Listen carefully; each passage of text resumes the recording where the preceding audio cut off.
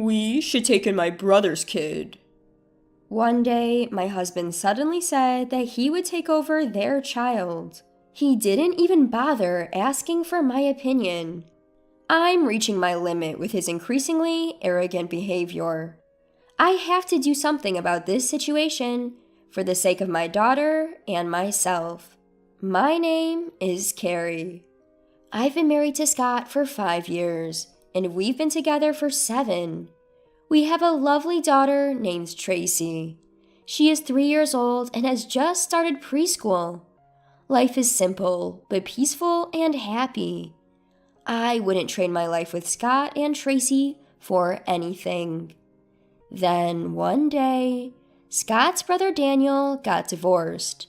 Daniel and his wife had a 4-year-old son named Bobby, and Daniel took custody. But it seems taking care of the kid was harder than he thought. Soon after the divorce, Daniel left a note and disappeared, leaving Bobby at their parents' house.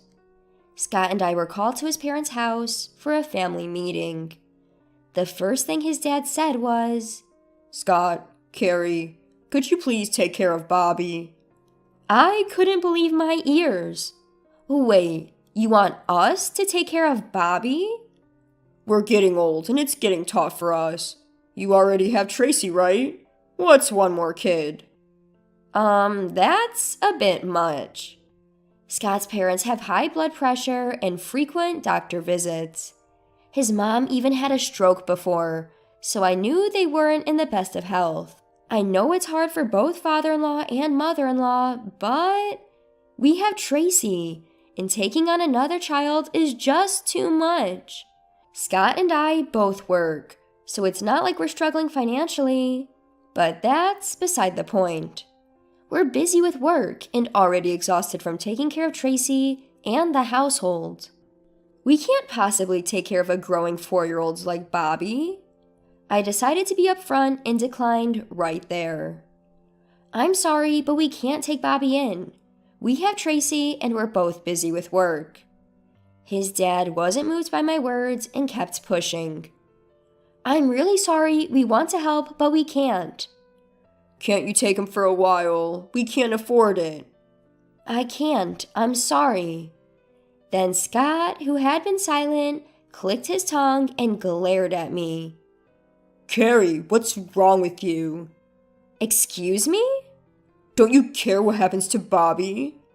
Well, your parents could. So you're just gonna dump it all on them? You're the worst. Wait, what? How did this turn into me being the worst person here?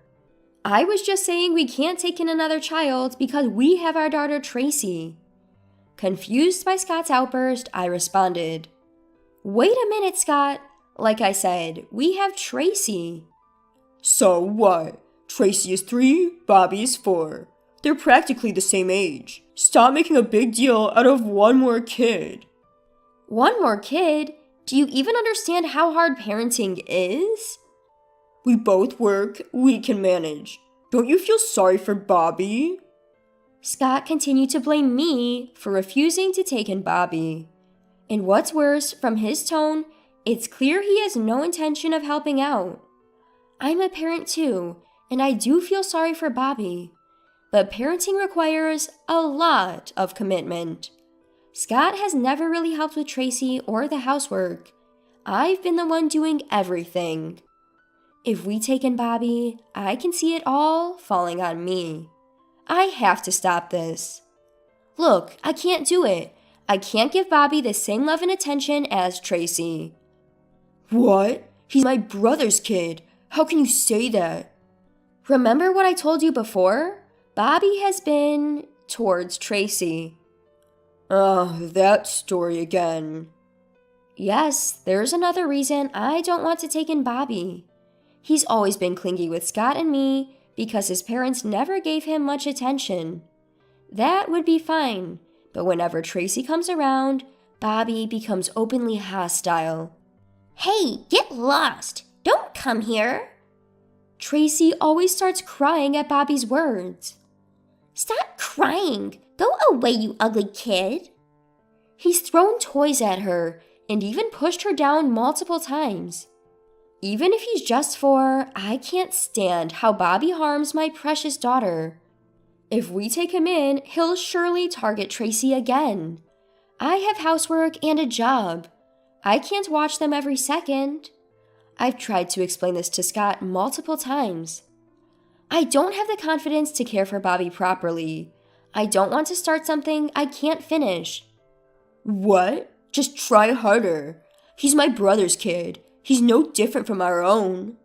What are you talking about? They're completely different. I'm already overwhelmed with just Tracy. Scott doesn't lift a finger to help with our own child. He doesn't understand the challenges of parenting, so he can easily say, "Let's take him in." As much as Bobby is family, my daughter is my priority. I can't love him the same way I love Tracy. The love for the child I gave birth to is unparalleled. If I go along with Scott and his parents, I'll regret it. If Bobby treats Tracy coldly and she gets hurt, it's all for nothing. I must avoid making Tracy sad at all costs. Like I said, I can't. If you want to take him in, you take care of him. What's that supposed to mean? We're taking him in so we don't burden my parents. That's final. Got it? Scott probably just wants to look like he's a good son to his parents. In the end, he unilaterally decided we take in Bobby. Something has to change. Feeling this way, I took Tracy and went back to my parents' home. I explained the situation to my mom, who greeted us. So that's what happened. Scott wants to take in Bobby without even listening to me. My mom frowned, clearly concerned. You've mentioned before that Scott doesn't really help with Tracy, right? Yes, exactly. He leaves all the housework and childcare to me. Taking in Bobby would just add to my burden. And on top of that, Bobby has been hostile towards Tracy. Yes, that's why I can't agree to take him in. My mom understands me well, as I often consult her about various issues. She agreed, saying, "Taking in Bobby would only make things harder for you." I spent the night at my parents' home, indulging in their care. The next day, I found a slew of voicemail messages from Scott on my phone. "Running off to your parents won't change my mind. Bobby was happy when I said he could come. Don't trample on a child's feelings. You're basically Bobby's mom now. Get back here and take care of the house." His unreasonable demands left me more stunned than angry. Ignoring his messages, I turned off my phone. Scott, reaching his limit, showed up at my parents' home. I can't keep running away. I decided to have a face-to-face conversation with Scott. We asked my parents to leave the room, creating a space for just the two of us. As soon as we were alone, Scott started yelling at me. "Hey, apologize to me right now." What? "What do you mean, what? Running off to your parents and neglecting the housework for 2 days?" Apologize? Why should I? It's absurd that he expects me to do all the housework when we both work. Annoyed by his selfishness, I responded calmly. Do you still not understand why I went back to my parents? It's because you're not listening to me. "What? I never thought you'd be so cold. Don't you feel sorry for Bobby?" Scott, catching his breath, continued. "Bobby is my brother's son." Then let me ask you, you don't even take care of Tracy. Do you really think you can handle Bobby too? "Whenever. It'll work out. Bobby is older than Tracy. He can take care of himself. He might even be easier to handle." That's not the point. Bobby pushed Tracy before and couldn't even say sorry. He's not well disciplined. How can you say he'd be easier to handle? I can't do it. "You're so stubborn."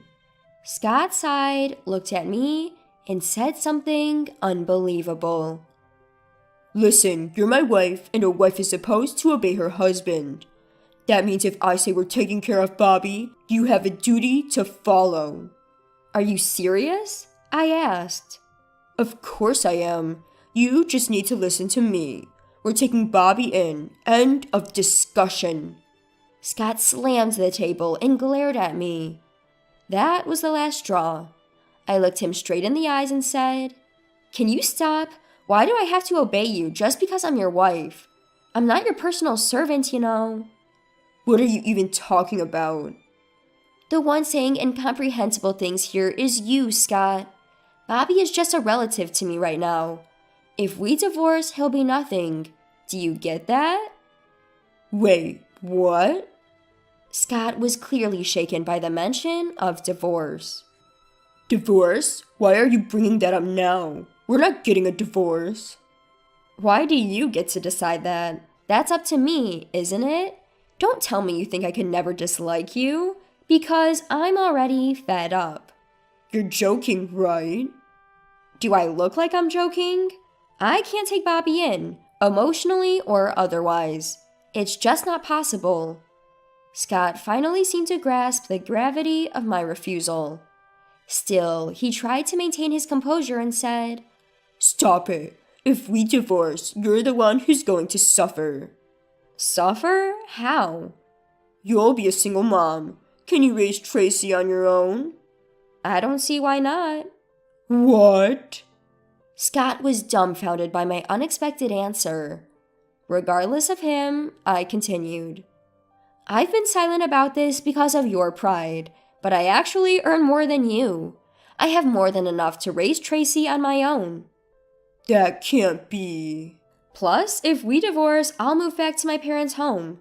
They adore Tracy and are much more reliable than someone who doesn't help with housework or childcare." "What the hell is going on?" Scott was stunned, clutching his head in disbelief. Realizing he couldn't win, he clenched his teeth and left without another word. I couldn't help but chuckle at the look on his face. I later found out that Scott had told his parents behind my back. "We'll take Bobby in and Carrie will take care of him." How far will he go to save face? My refusal to take Bobby and my return to my parents' home threw a wrench in his plans. Scott and his parents were in complete disarray. "We can't take Bobby because Carrie went back to her parents. It's impossible." "What are you talking about? We already said we couldn't take him. You were the one who insisted." "That's because Carrie's not here." "Then you take him. You earn enough to support one child, don't you?" "Why should I take him? Send him back to his dad, his real dad," Scott exclaimed. We still had no idea where the brother-in-law was, and his ex-wife was unreachable. In the end, Scott had no choice but to take responsibility for Bobby. As for me, living apart from him made me realize there was no point in staying married. When I finally brought up divorce, Scott seemed to grasp the gravity of the situation. Over the phone, he pleaded, tears in his voice. "I'm sorry. I'll help with the housework and childcare from now on. Let's figure out what to do about Bobby together, okay? Please forgive me." "No, I can't." "What?" "Why should I believe you now? I've given you so many chances. I've asked you to help and cooperate, and you've ignored it all. It's too late to ask for forgiveness." But. I'm not heartless. If Scott had been helping with childcare and housework, if he had shown a willingness to work together on Bobby's situation, things might have been different. But the one who dismissed my feelings from the start was Scott himself. I'm not naive enough to believe his convenient promises. We officially divorced after that. Of course he's obligated to pay child support for our daughter. Between taking care of Bobby and now having to pay child support, his disposable income will likely shrink. He's still searching for his brother, but with no luck so far. Apparently, he's having a hard time managing Bobby. Well, he brought it upon himself. As for me, I'm living peacefully with my daughter and parents. I do feel sorry for Bobby, abandoned by his biological parents, but I hope my ex-husband learns just how hard housework and childcare can be.